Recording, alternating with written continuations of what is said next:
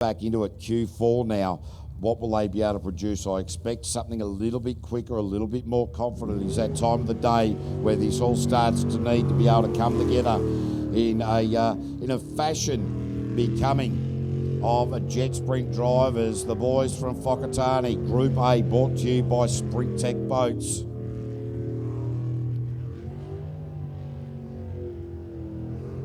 Really getting their head around this season. Oh, no, there's a mistake. And he's run it wide too, was too busy thinking about the rotation, got a gut full of dirt straight up into the intake of the jet unit, and you see the outcome right before your very eyes. So the shovel has dug himself a hole. Doug Twist dug it. Just trying to get the dirt out of there. The safety crew coming into action now. And I'll tell you what, now the sun's out, they'll be a little bit happier to get into the water, but that water will still be a rather chilly 2.5 degrees, I would think. So we'll affect the rescue of Doug Twist. He dug himself too deep there, and we'll see what happens in Q5 for the men from Whakatane.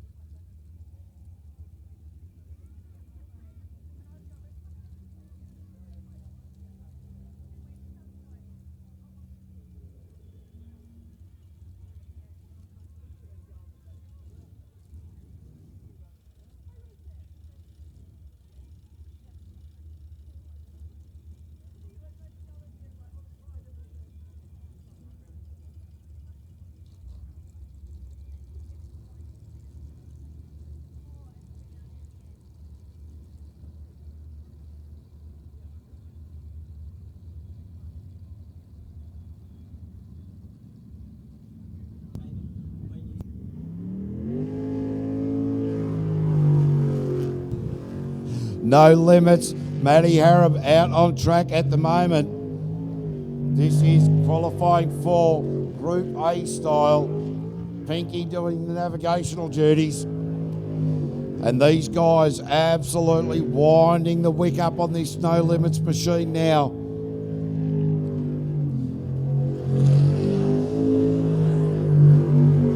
These guys really just started to get their head around all of this sport here, and really very, very aggressive indeed. The boys are from New Plymouth.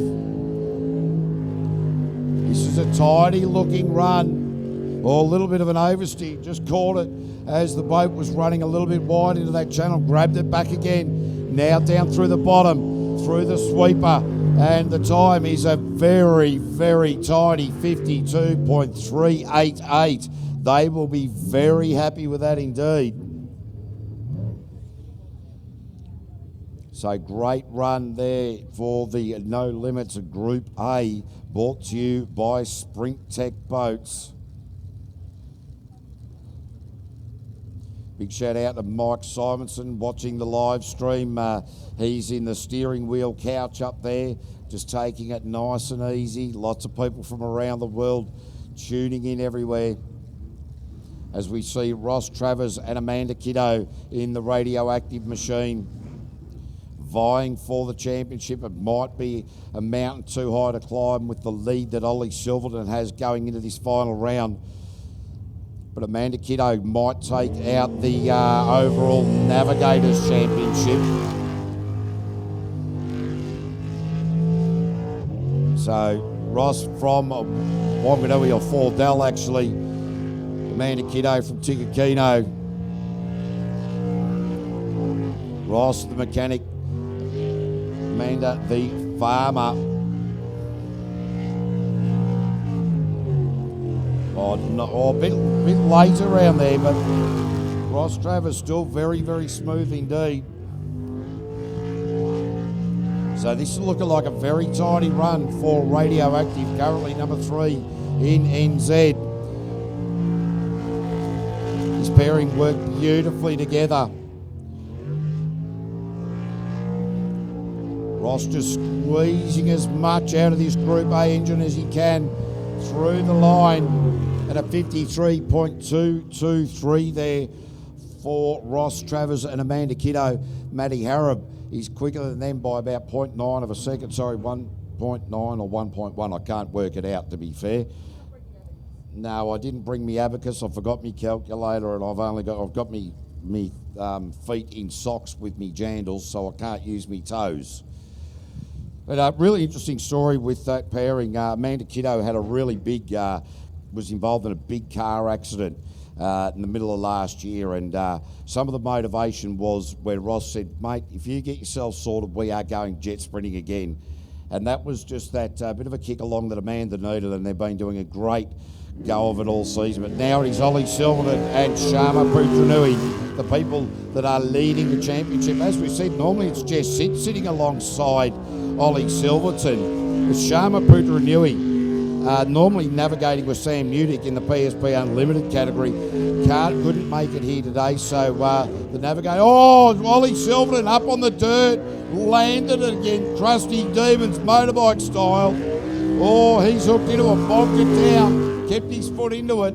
So Ollie Silverton leading the championship, and I tell you what, a few more moments like that, it might be a different story, but oh, the little bit of a change of direction there.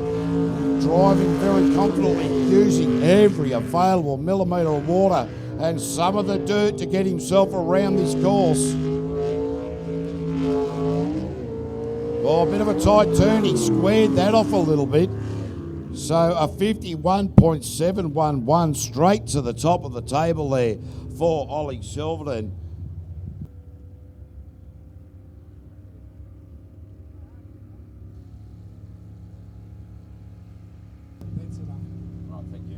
All right, so Ollie Silverton straight at the top. I dare say that little bit of a run over the dirt at the other side of the track from commentary there might have been to Finn, because Ollie Silverton was certainly looking, squaring off corners in the latter part of that lap.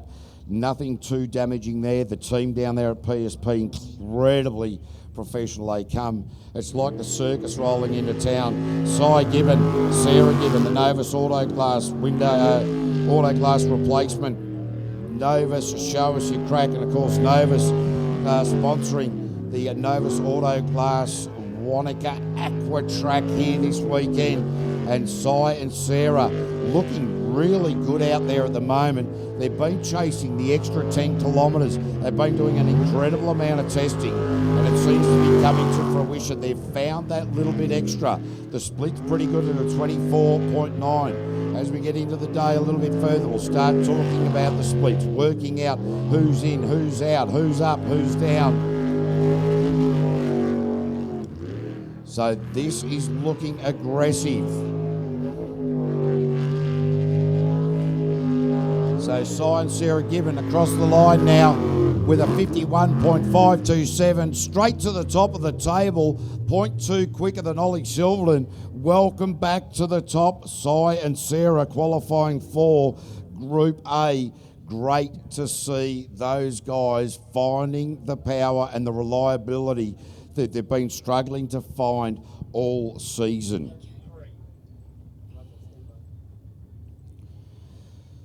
So great to see that happening. We're now going to get the Americans in the bootlegger, Ron Gallagher and Josh Reynolds out.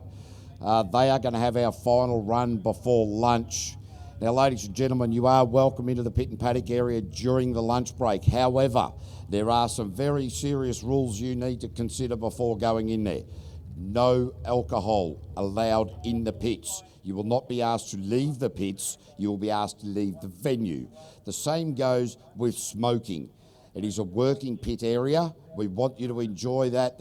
Some of the teams have got posters. Get the kids in there. Get up and close to the drivers, navigators, the boats. Have a chat to them. All the drivers and navigators and crew chiefs, they all want to have a chat to you. They want to show off their boats nice and close. But no smoking in the pits because you will be asked to leave. Lunch will be finishing at 1 on the dot, so at 12:50 there will be an announcement where you will be asked to leave the pit and paddock area. So we do invite you in there, but please, no smoking, no drinking in there. It is a working pit area. And if you see guys and girls in the mechanics and working in the back of the boats, have a look. But don't go asking them too many questions if those guys are busy and looking frantic. And there's a few teams out there at the moment that are not having the best of days. We do know that the bootlegger, hopefully the Americans can get this one sorted, because Ron Gallagher decided that he wanted to send his boat to the bottom of the pond here at the Novus Autoglass Wanaka Aqua Track. So because they've made such an effort to get all the way from America, our race controllers have said, boys, get out there, have another crack, see if we can get this right, because it's a big expense to come all the way over from the US of A and then have that sort of nonsense going on. A little bit unfortunate, but hopefully we can see them do well here. During qualifying round number 1, Ron Gallagher, he was out and about and certainly wasn't worried about the rotation at all. He was just making it up as he went. And, well, it looked fast. It just wasn't an accurate time. It's always good. I tell you what, I reckon the Americans have a lot of trouble with directions, particularly when they come down here, because they've got to drive on the left side of the road, not the right side of the road. You know, and let's face it, they're from the northern hemisphere. They think the water goes down the drain hole in a different way. And so all of these things geographically causing problems for them. Well, the steering wheel's on the correct side of the boat for the Seppos.